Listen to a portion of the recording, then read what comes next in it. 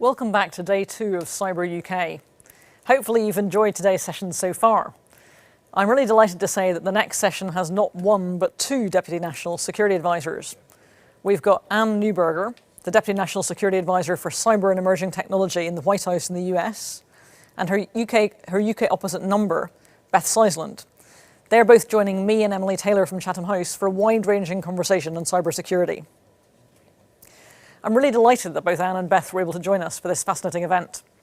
As the session covers some live incidents, including one that's happening at the moment, it's worth saying at the start that this session was pre-recorded earlier in the week, so there may have been developments in some of the topics we cover, including in particular the Colonial Pipeline ransomware incident. So now, without further delay, on to the conversation.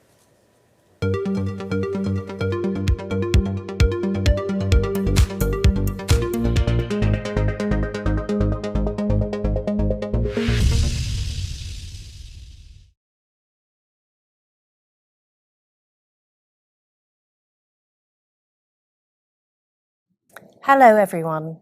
I'm delighted to introduce this panel today in conversation with 3 really inspirational women who are at the top of their game in cybersecurity and national security. My name's Emily Taylor.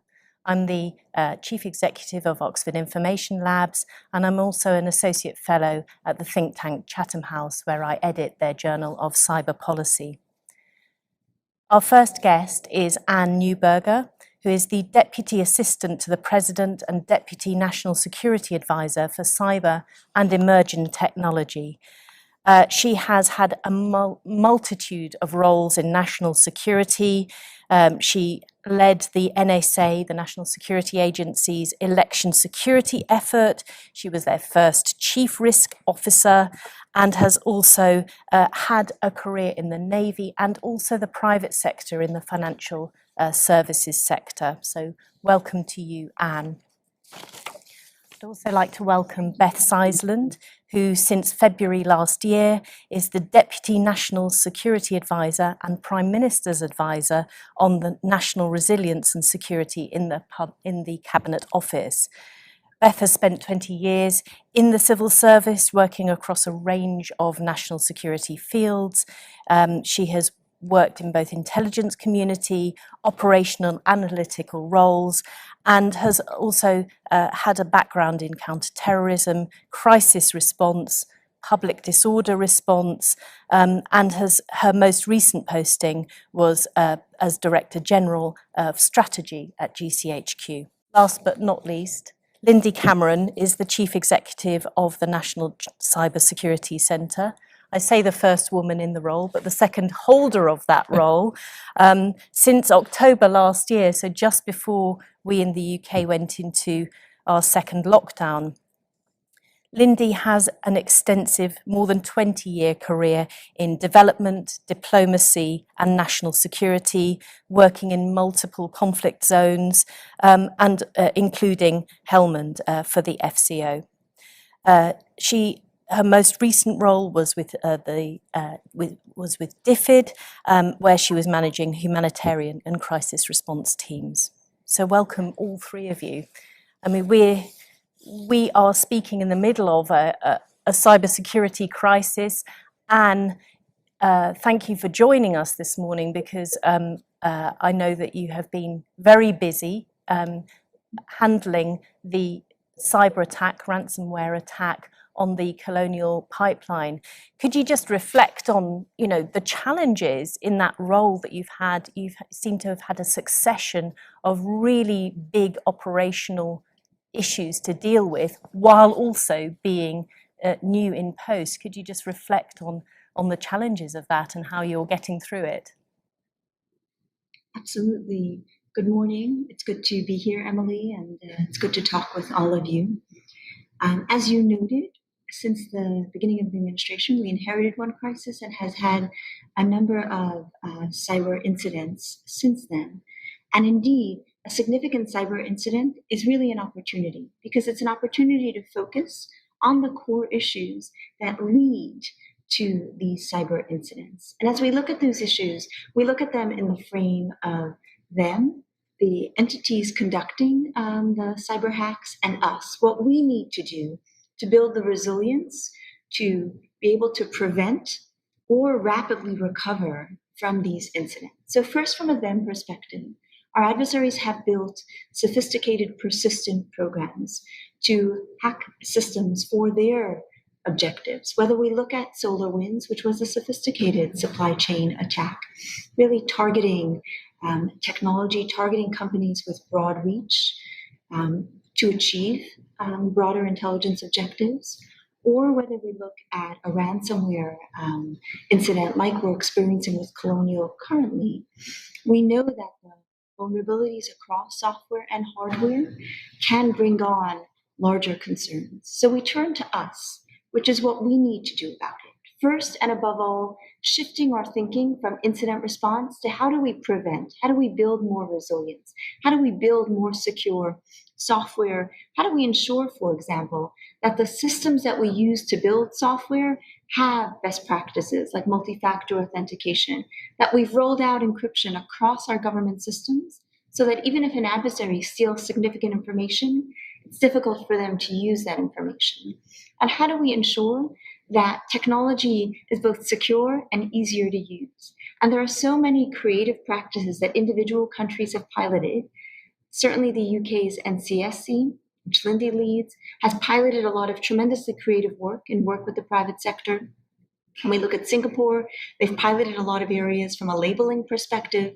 And in the United States as well, we've been thinking a lot on how we ensure that we both create standards for cybersecurity and then use the power of our government's procurement of technology to drive companies to build more secure technology. So rolling that up, really each of these incidents has certainly been an opportunity for me as I lead the US's cyber response to first bring the community together, ensure that we have rapid and effective processes to deal with an incident and rapidly recover, but also shift our thinking to where it needs to be, which is how do we drive prevention and more security so that we have greater resilience to these hacks.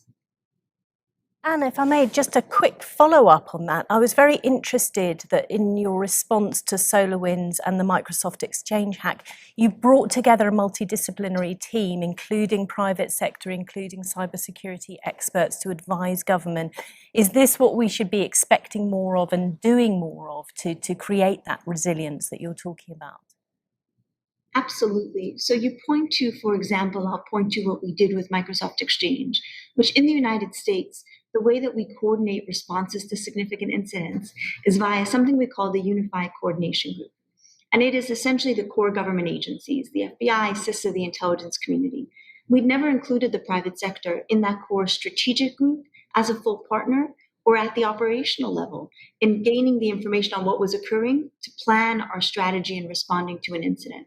So instead, we invited the companies in at both the strategic and the operational level, and we saw that that drove not only a more effective response, but also a more innovative one.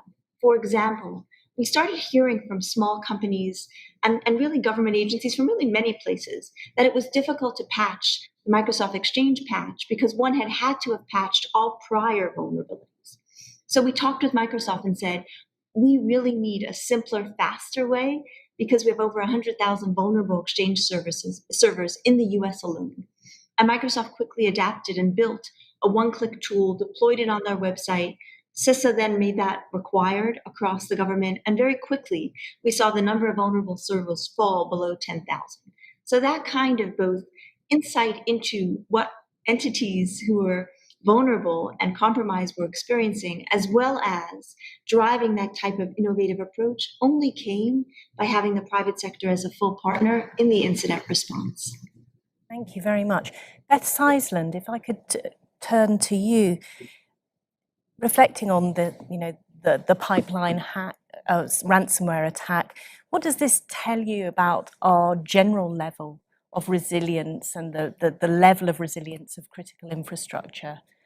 I mean, we've all said the word resilience about 20 times already, which is, for me, just a fundamental component of what we are trying to achieve, both as a national security community, but also as a cyber community over the over the next few years. And I love your example of bringing different thinking into the challenge sets. And, perhaps we'll come on to diversity of thought a bit more later, but, I think that's a fabulous example of getting the right mix of minds and perspectives around the challenges that we face. Because if we don't invite everyone who has a role to play in this into our cyber conversation, we won't do as well as we can. On resilience, it's one of those words. It's become quite a kind of buzzy word in government. I think over the last year, for obvious reasons, we have had 18 months of a pandemic. So thinking about how we understand the risks we face as a country, how we work together to mitigate some of those risks and prepare to handle them, I think is really important. And very much agree with Anne that a lot of this is about prevention, about closing down vulnerabilities, which is why we still see cybersecurity and the work that Lindy and colleagues and Anne you're doing in the US is just fundamental to the whole resilience programme. I mean, if I had to sort of pull out three things that we were looking to achieve, as we step into a new strategy in the UK, both a national resilience strategy and a new cyber strategy, we know we've got some significant vulnerabilities. So things like legacy IT in the public sector, which I know you share concerns about, and we're all facing the same challenges there. I think the crisis responses that we've seen over the last 6 months really mean we have to look very hard at our supply chain security, as much in the cyber domain as we are in other areas of national security. And I think there's a big international conversation we need to have as well around the norms that we can expect globally on some of these issues, and really thinking hard about what it means to transgress those norms and what the consequences of that are. So I think there are a whole series of conversations there that are very much in that resilience space that we will be having as a community over the next few months. And of course, the integrated review published in March brought together a whole range of different issues, and it comes through in Anne's remarks as well, the need for that big picture view of seeing cybersecurity, national security in the context of prosperity norms and values. But do you think we are getting it right at the moment in terms of, can you deter another state if it's determined to behave badly? How well are we doing on our deterrence piece, do you think? Yeah, it's a really good question. And, I think the integrated review, it signals a shift from looking at siloed issues in a sort of national security sense. What I hope we do with our new cyber strategy, so it is inherited from the cybersecurity strategy, but this new strategy will be a bridge into broader government policy, so things like skills policy. We're also looking to complement our security work with a more active cyber agenda. So the National Cyber Force, which was announced at the same time as the integrated review, for example, provides a counterbalance and a complement to the work that Lindy and her teams do on the security side. I think deterrence is about what we do in the cyber sphere technically, but it is also about the conversation we have internationally, diplomatically, through standard setting bodies and working together, and the broader levers that we have to bring to bear. And I think as we encounter these issues, we are developing a new way of doing business on all of this. Thank you. I hope we can come back to standards, because we were talking about this earlier, that standards appears more times in the integrated review than the word China, for example. So clearly this is a very important strategic area going forward.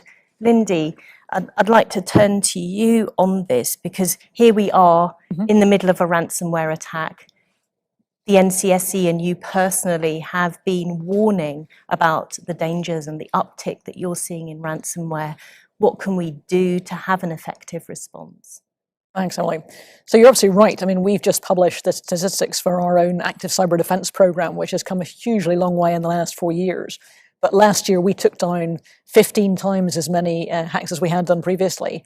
Yeah, it's an extraordinary number, 700,000 campaigns, 1.4 million URLs. So our takedown service is, it's really helping us to make the UK a safer place to live and work online.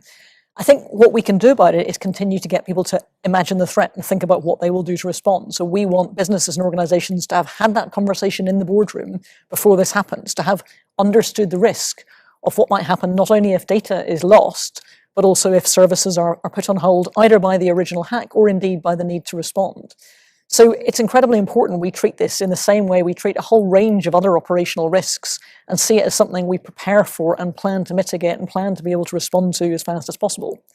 I think we've built some fantastic incident management capability here in the National Cybersecurity Centre, but we do still want to make sure that this conversation is not just a conversation that is had between the IT specialists in an organisation. It's something that goes right to the heart of a boardroom. Because this isn't just an issue of hostile state activity, as we've seen in the last few days.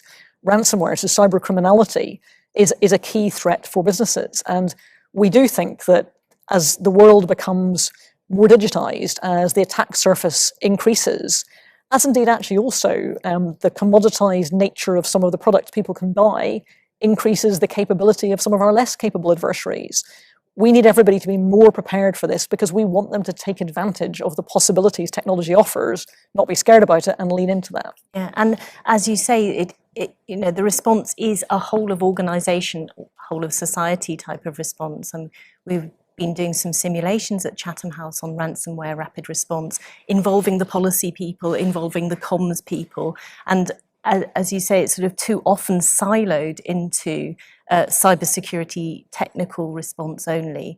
And it was very impressive, I think, to see the Colonial Pipeline coming out with, quite crisp and clear and timely communications about what was happening, and also seemingly involving the agencies and involving other partners as well. Here we are, we're all women talking about cybersecurity. I wanted to just reflect also about the value of diverse groups, diverse thinking. I think this is something that all of us feel quite passionately about. Lindy, if I could just start with you on this, it's not just you yourself having changed jobs in a pandemic, but also how the NCSC has evolved and coped with working in a pandemic. But also, if you could just talk about your commitment to diversity and the value that you see in diverse workforces. Certainly. Well, let me just start with the pandemic. NCSC is an organisation that's been hugely proud of its ability to be innovative and to be flexible. So, much as Anne described, we've always been very keen on bringing business into the conversation. We have the I-100 secondees that allow us to get that really diverse range of everything from the secret information we get from being part of GCHQ to the industry insight we get from those secondees. When the pandemic hit, we had to change not only the way we worked ourselves as an organisation, as everybody did, but actually then also respond to a changing threat.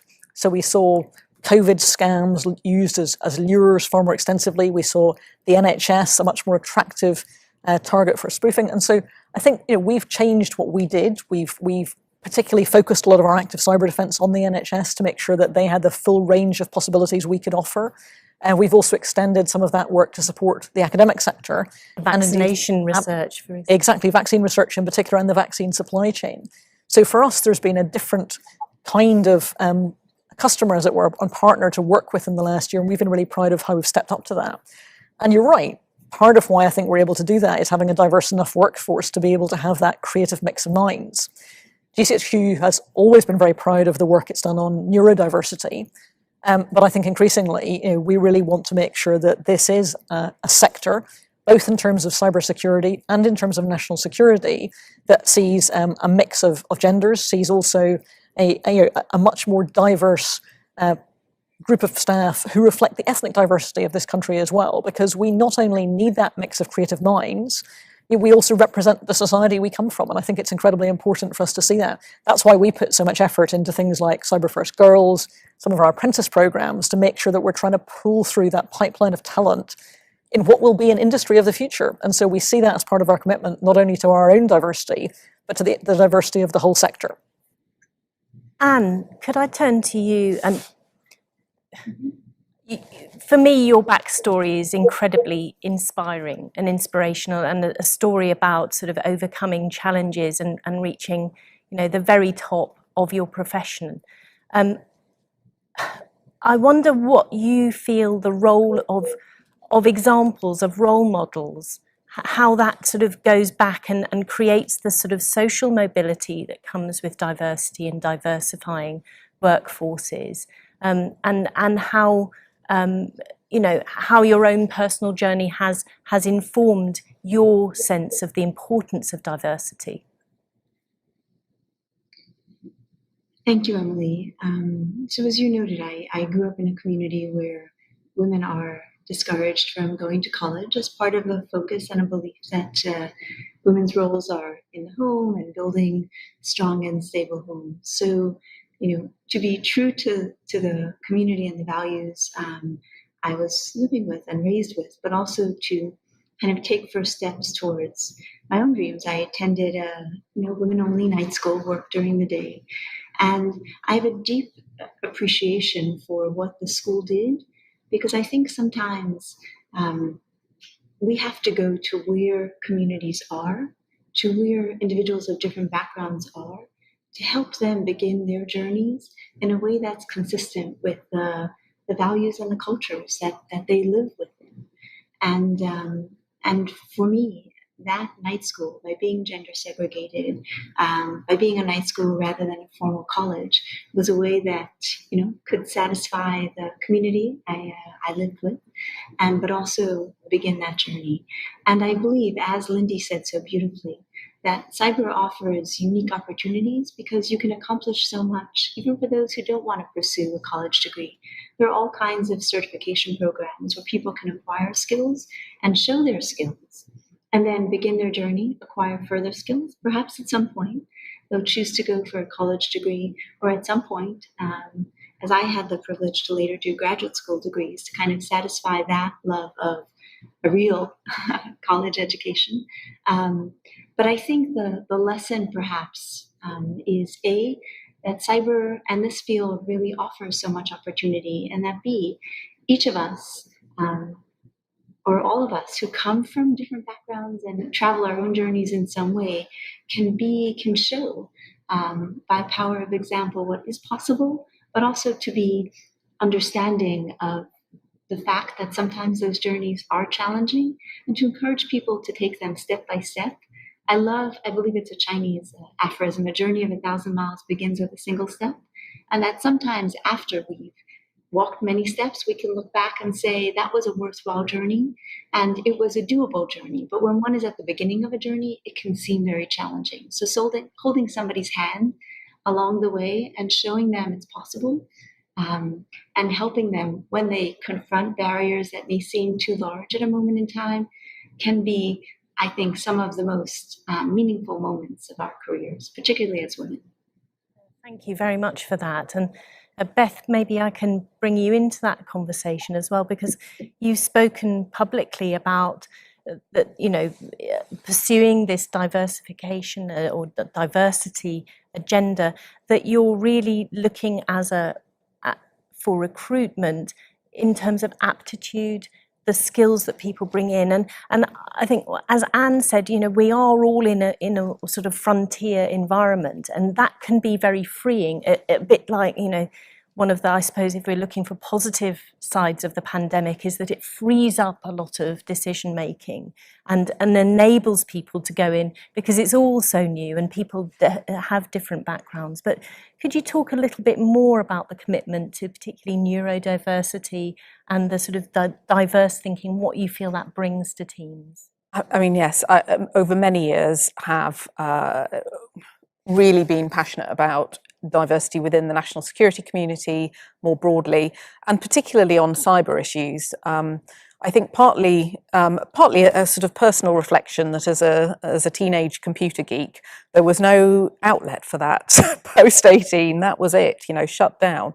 I would have loved if there'd been a cyber apprenticeship to pursue that as a career path. So I'm really passionate that those really exciting opportunities that are out there to solve problems for the good of the country, in the case of some of the cyber apprenticeships, for example, in GCHQ and NCSC, why wouldn't people from all backgrounds want to join in on that? And then more broadly on national security, I keep referring to bringing the national into national security. So it really is about inviting everyone into these challenges, and it is about looking after our citizens. It is about solving really complex problems that they absolutely require every different perspective. We cannot solve them with just the traditional backgrounds from a national security environment. And I think that is a point very well landed now. And we're not perfect, but I think everyone is seized of the need for change. And we are starting to see that move through the system. As you can see by two of the very senior women in the national security environment talking to you today. So that's a really good thing.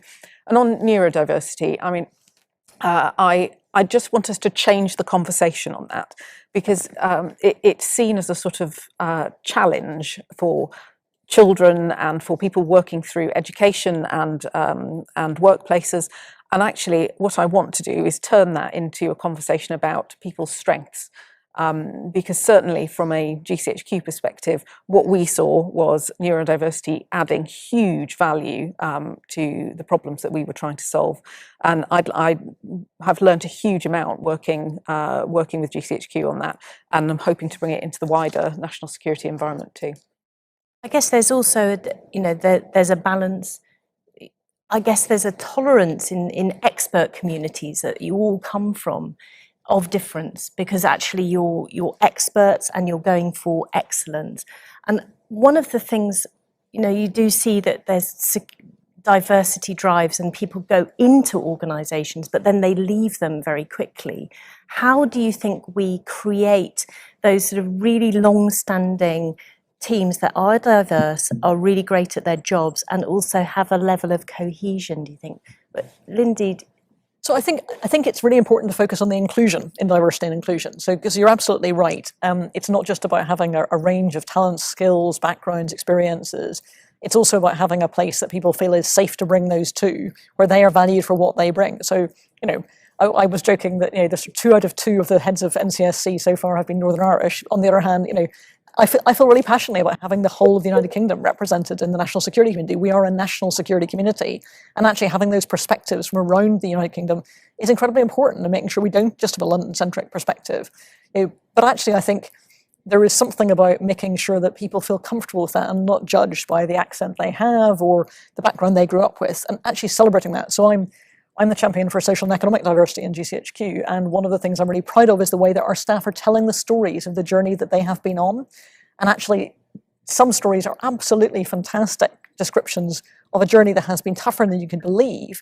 And just the willingness to share that and the pride they have in expressing that, I think, is something that we should be encouraging and really then building on, as you say. Yeah, because, as we were talking with Anne, that the sharing of that also, that's a very trusting thing to do. You have to be in a trusting environment for that sharing to really work out, because it can really rebound badly if it is not the right organisational culture. I think we could talk about this for the rest of the time, but I want to quickly just sort of put ourselves into, looking ahead, and what particularly that you, as an individual in your roles, what you feel like you would really feel is something that you would like to change or make progress on in your role.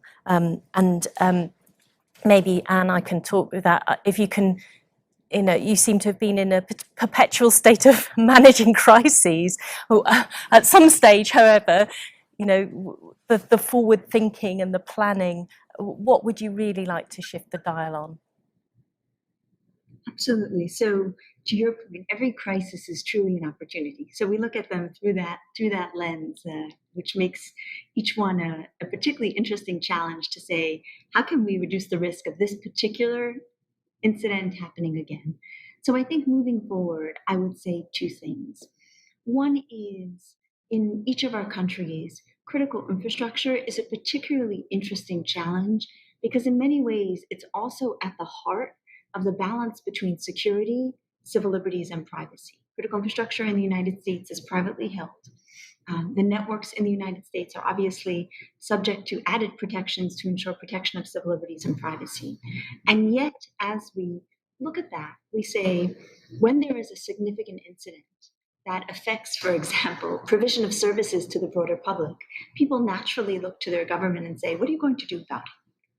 So thinking thoughtfully about how we take steps so that we can be confident that as the government, the companies in our countries can provide those critical services, utilities, pipelines, water, clean water, etc., while also getting visibility and insight into the threats to those networks is critical. You know, I often say that as the government, we need to know that our citizens can trust the networks they rely on.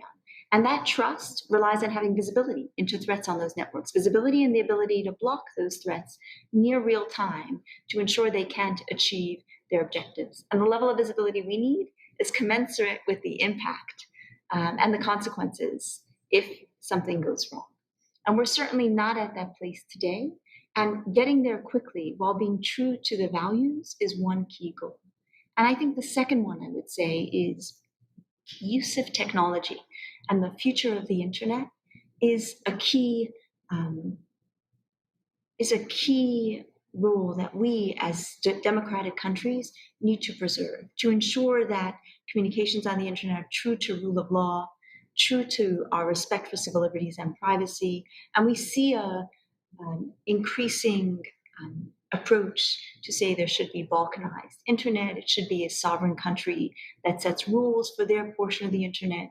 But then we will be subject to different countries' interpretation of what is free speech, of what is accepted practices. And I think as a result, as democratic countries, ensuring that an open, interoperable internet remains the future, that technology remains a force for good, for forward progress, is an important goal that we have together from an international perspective.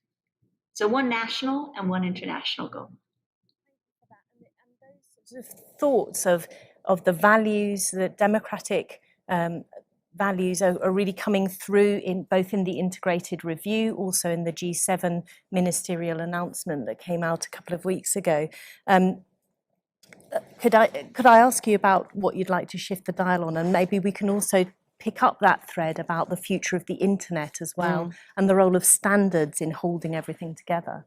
Yeah, I mean, I very much agree with you. And it is the future of the internet, but it's also technology more broadly and cyberspace generally. I think we are seeing a big global competition play out here that is a values competition. And I think there is something for us around leveraging the expertise that we have nationally and in partnership with other countries. The industrial base that we have and the really strong kind of allied relationships, plus a whole set of new relationships that come out of, for the UK, a post-Brexit world where we are seeking to look much more broadly at our international relationships, bringing all of that to bear to ensure that we continue to see an open and democratic internet and technology base that serves the interests of everyone. And really allows us to make the positive best of this technology and the internet, because we spend a lot of our time talking about what goes wrong and the threats, but ultimately what this is about is allowing individuals and businesses and communities to achieve their potential and to enjoy community. And really that is that's where we want to go with all of this. And on standards, I just very much agree with that, and I think we as the UK, again in partnership with our allies, really need to have a very strong and leading voice on shaping those standards for the next generation of technology and the internet, and we will certainly be looking to do that. Thank you very much. And you've both mentioned the strength that comes with partnerships, both nationally, whether it's private sector or internationally. And just turning to you, Lindy, about I suppose it's natural for the UK, for the US, particularly when you're starting to really think about a future where you have a technological superpower that does in no way share our values. You cluster towards like-minded, the five eyes to allies. How about other countries? You know, can we afford to say not engage with developing countries?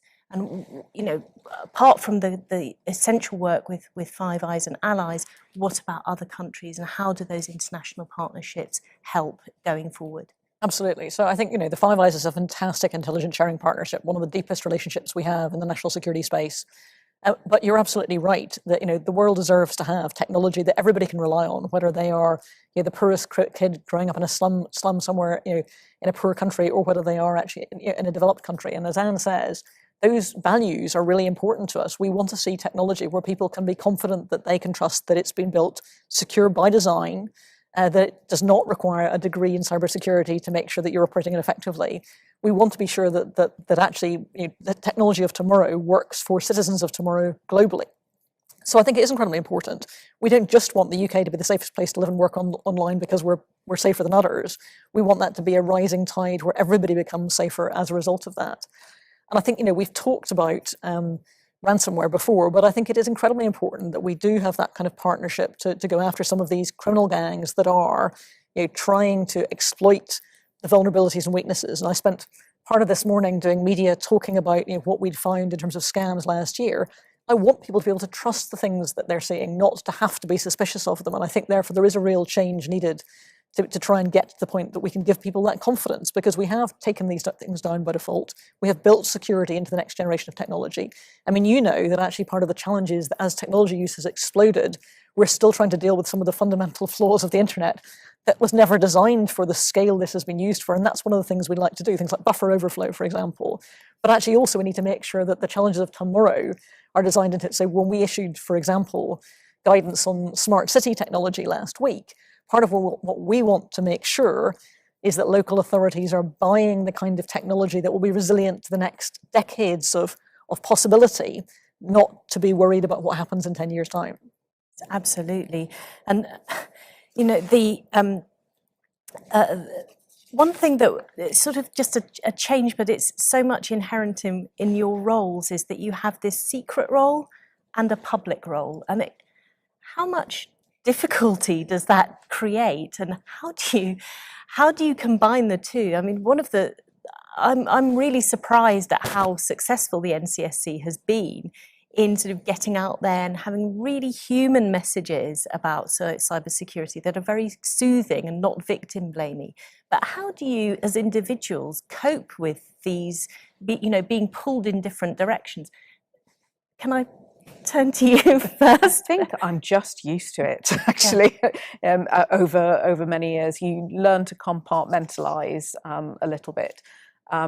It's a huge privilege to be part of a national security community, and I think all of us who are part of that are very conscious that we carry that incredible responsibility. And for me, you know, my way through it is just to make sure that I have enough outside life that is normal to just take the edge off some of the, because it can be very difficult, it can be very intense.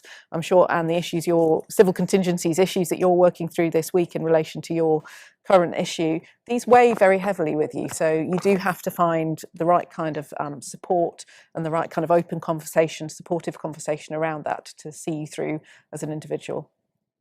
What about you, Anne? Is this something that creates conflict, or how do you manage that challenge in that private and secret and public role?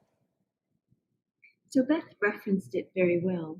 You know, for both of us, we spent years in the intelligence community, so there's that part of your life that is always going to be at work, and then the part of the life that, you know, your family at home knows that it's a difficult day when you've worked particularly long hours, but there's the can't much talk about it. So in many ways, cyber is unique in that there is a core private sector open side that must be a full partner. So I think in many ways it will drive the broader change that the intelligence community has been grappling with regard to the scale of data and the insights we can gain from large amounts of data that comes from outside the community. So I think, for example, valuing private sector insights, valuing the innovation that comes from each of our countries and global private sector advancements is a key part of tackling the cyber challenge and ensuring everybody can have the benefits of an open and secure internet. And that will be a journey to get there. So I think that in many ways, that ability to navigate the two, to know what must stay secret and what actually is best if it's not secret, so that a broader group can act on it and be more secure with it, is some of the core challenges and core opportunities we have in cyber. So I think the tension is an incredibly healthy thing, because it forces those of us in the national security community to ask hard questions around, should this stay classified? Is it more useful, actionable, and timely if it's unclassified? And similarly, on the unclassified side, to say, is there a really unique insight here that we in the intelligence community and the national security community must fully value as much as something that's procured with a lot of hard work from a very sensitive source? Thank you very much. And of course, the National Cybersecurity Centre has that public role, doesn't it? But I'm sure it must create those difficulties. And as Anne said, I guess there must be a big part of anybody who's grown up in that national security environment that would default to secrecy. Well, so I'm fortunate in some ways in that I grew up in a part of the national security space that was default open, actually. So the international development community has always been extremely transparent about its contracts, about its partnerships. And so actually, I come from the end of a community that very much starts by default open. It has to be said, one of the more challenging things about starting a new job during the pandemic has been working out which of the information that you're being given is the stuff you should say in the Today programme on the BBC in the morning, and what's in the highly classified compartment that you mustn't tell your best friends even inside the organisation. So that has definitely made the challenge of starting in a pandemic slightly more extreme. But I think, as Beth says, this is something that we all get used to. I think the point is actually, if we want to take advantage of a digital age that has huge potential for innovation, as Anne says, then actually we have to tackle this challenge. The reason we use commodity IT in government is because the kind of IT companies that generate that have got capacity to innovate way beyond any single government. We want to take advantage of that, but it's very important, therefore, that we secure and architect our systems in a way that recognises some of the possible threats that brings. And so I think, we can do this, but it does require a shift in mindset. And I think that's something that we'll see cultural change on in this community in the next few years. We've just got a couple of minutes left, and just a final word from each of you. I'd like you to, because of your jobs, you have to deal with crises and bad things. But could you just, as a final word, let us know what thing you feel most hopeful about and most enjoyable about technology going forward? Could I start? I'll start with you, Lindy.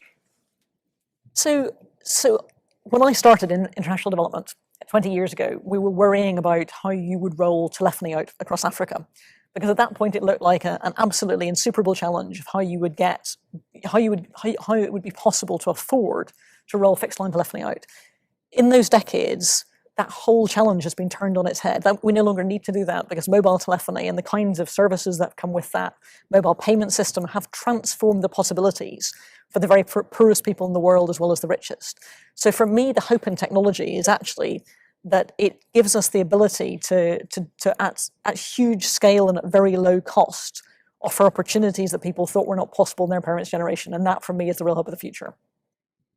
Beth, what about you? What do you feel most hopeful about? I mean, I think one thing that's come out of the pandemic is the accessibility of some of kind of Western society's sort of privileges, if you like, can be opened up more broadly. So, I've watched my children learn online over the last year. Education is something we can break out to a much broader community should we choose to do that. And I think the platforms that have been created over the last few years show massive hope. Same with healthcare. Some of the advances in technology and how surgery, for example, happens on the other side of the world, there are huge advances that we can make there. So I think societal benefits broken out of privileged Western society much more broadly, I think, is probably the most exciting prospect, I think. Anne, can I give you the final word as our guest today? What do you feel most hopeful about, and the most inspirational aspect of technology? Absolutely. So Lindy and Beth said it beautifully with regard to Lindy's comments about for society and opportunities, for example, with banking, and Beth's comments about both health and education. I think it enables each person in technology to look around them and see how easy it is to use technology to make somebody's challenges easier. I think of an individual who I know who is blind, and the ability to bring sensors together in a walking stick to better alert when there's a stumbling block on the sidewalk or when a sidewalk slants gives that person so much more confidence. So I think if many of the people watching this are technologists, if each of us take a moment and look around us at the people who are struggling with something, find an opportunity to apply your personal skills to just quickly pulling together an app and seeing how that could be deployed, there's just innumerable opportunities around us within all the categories that Lindy and Beth talked about. And that's just so inspiring and exciting for everyone in this field.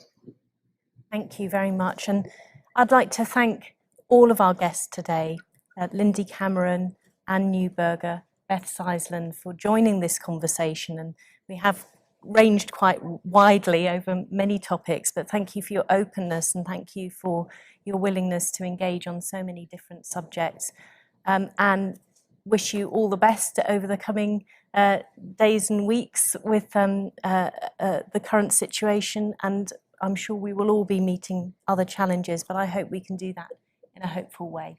Thank you. Next year in Wales, hopefully. Next year in Wales in person.